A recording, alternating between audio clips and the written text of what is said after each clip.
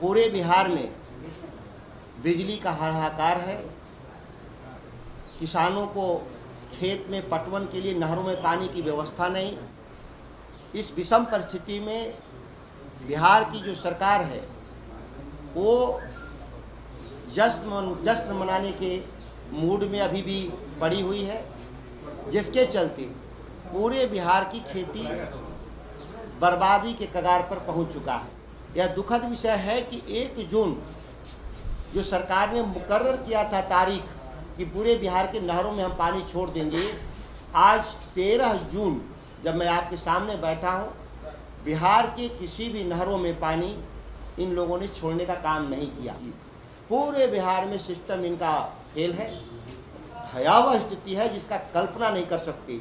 इस गर्मी में पटना के सत्ता प्रतिष्ठान मंत्री हो या सेक्रेटरी, केवल उनका एसी बंद कर दीजिए, एयर कंडीशन, तो पता चलेगा कि वो बेहोश हो जाएंगे। कृषि फीडर के नाम पर एक छलावा है बिहार के भीतर। 8 घंटे बिजली। बिहार के पूर्व कृषि मंत्री और बक्सर से नवनिर्वाचित सांसद सुधाकर सिंह ने बिहार सरकार पर आरोप लगाते हुए कहा कि राज्य की सरकार को किसानों की कोई चिंता नहीं है। राज्य में भीषण गर्मी की वजह से किसान धान की नर्सरी नहीं डाल पा रहे हैं। ये बहुत दुखद विषय है कि 1 जून को जो सरकार ने मुकर्रर किया था तारीख कि पूरे बिहार के नहरों में हम पानी छोड़ देंगे, लेकिन आज 13 जून हो गया है। बिहार के किसी भी नहरों में पानी छोड़ने का काम नहीं किया गया है। वहीं सरकार 8 घंटा किसानों को बिजली देने की बात बोल रही है, फिर भी किसानों को बिजली नहीं मिल रही है। ग्रामीण क्षेत्रों में लगातार बिजली की कटौती जारी है, लेकिन सरकार को इससे कोई मतलब नहीं है। पूरे बिहार में बिजली का हाहाकार है। किसानों को खेत में पटवन के लिए नहरों में पानी की व्यवस्था नहीं। 50-60% गाँव में पीने की पानी की व्यवस्था नहीं।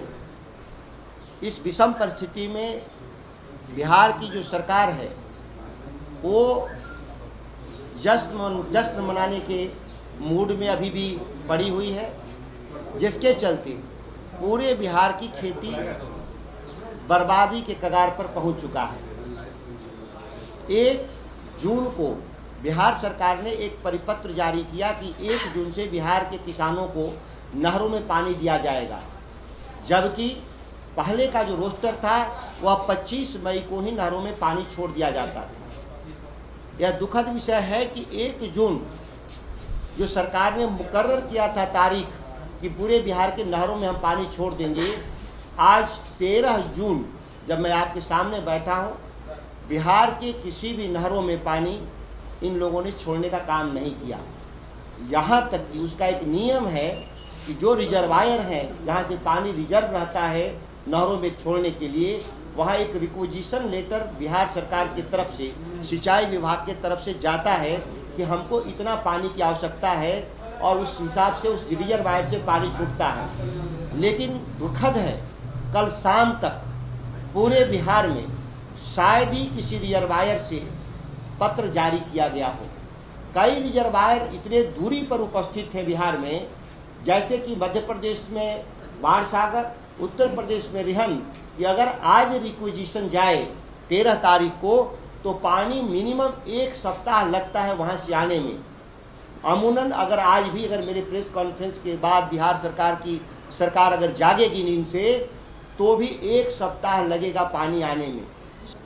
इसके अलावा जो दूसरा सोर्स है हमारे, जिससे हमको पानी मिल सकता है थोड़ा, या फिर हमारी गर्मी से राहत मिलता है, वो बिजली की।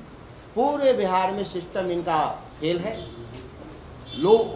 ओवरलोडिंग के चलते लोड शेडिंग पूरे ग्रामीण सेक्टरों में ज़बरदस्त है। आप शहर में रहते होंगे, मैं शहर में नहीं रहता तो मैं नहीं बता सकता कि शहरों में ओवरलोडिंग है कि नहीं है, लेकिन बक्सर शहर में भी कई कॉलोनी के लोगों ने कहा कि ओवरलोडिंग की समस्या है और लोड शेड कर रहे हैं। 4 घंटा 6 घंटा रात में बिजली बंद कर रहे हैं। अब दावा था सरकार का, इस राज्य सरकार का, कि हमारे पास बिजली सरप्लस है, लेकिन सरप्लस बिजली है तो फिर ये लोड शेडिंग कहाँ से सवाल पैदा हो गया। कहीं ना कहीं ये बिजली की अनियमितता है, सरकारी आंकड़े में हेराफेरी है, या यह सेंट्रल ग्रिड को ये बिजली बेचते हैं क्योंकि इस समय बिजली महंगी हो जाती है तो बिहार के पदाधिकारी सेंट्रल ग्रिड को ये बिजली महंगी दर पे बेच देते हैं और फिर इसके बाद ये खेल कई बार हमने देखा है। संभावना मैं इस बात का भी मैं व्यक्त कर रहा हूँ, इसकी भी जांच होगी तो बात खुलेगी कि बिहार में बिजली रहते हुए भी इन लोगों ने लोगों को बिजली नहीं दिया। इतना भयावह स्थिति है जिसका कल्पना नहीं कर सकती। इस गर्मी में पटना के सत्ता प्रतिष्ठान मंत्री हो या सेक्रेटरी, केवल उनका एसी बंद कर दीजिए, एयर कंडीशन, तो पता चलेगा कि वो बेहोश हो जाएंगे। इतनी भयानक गर्मी में बिना बिजली के लोग कैसे रह रहे हैं बिहार के लोग, बड़े क्षेत्रों में नहीं बिजली, यह दुखद है।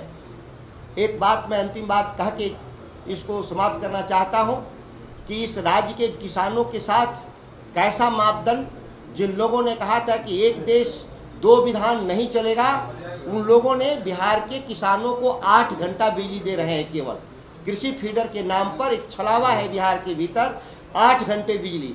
जो किसान 24 घंटा मेहनत करता है, श्रम करता है, उसको 8 घंटे की बिजली का क्या औचित्य।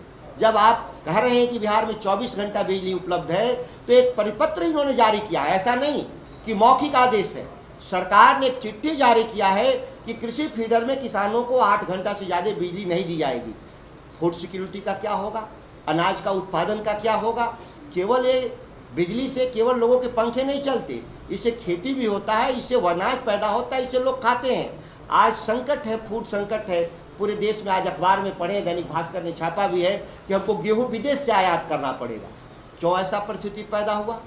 जब किसानों को आप बिजली नहीं देंगे, किसानों को आप पानी नहीं देंगे, किसानों को फर्टिलाइजर नहीं देंगे, तो स्वाभाविक है कि उत्पादन घटेगा। और आप विदेश से जब खरीदने जाते हैं तो आपका दाम कितना बड़ा बढ़ जाता है उसका अंदाजा नहीं, और बहुमूल्य विदेशी मुद्रा का भी आपको व्यवस्था करना पड़ता है, जिससे हमारे देश में मुद्रास्फीति का संकट पैदा होता है। वहीं इस्तीफे को लेकर सुधाकर सिंह ने कहा कि अभी सीट खाली नहीं हुई है, मैं कल इस्तीफा दूंगा, मेरे इस्तीफा देने के बाद ही वो सीट खाली होगी।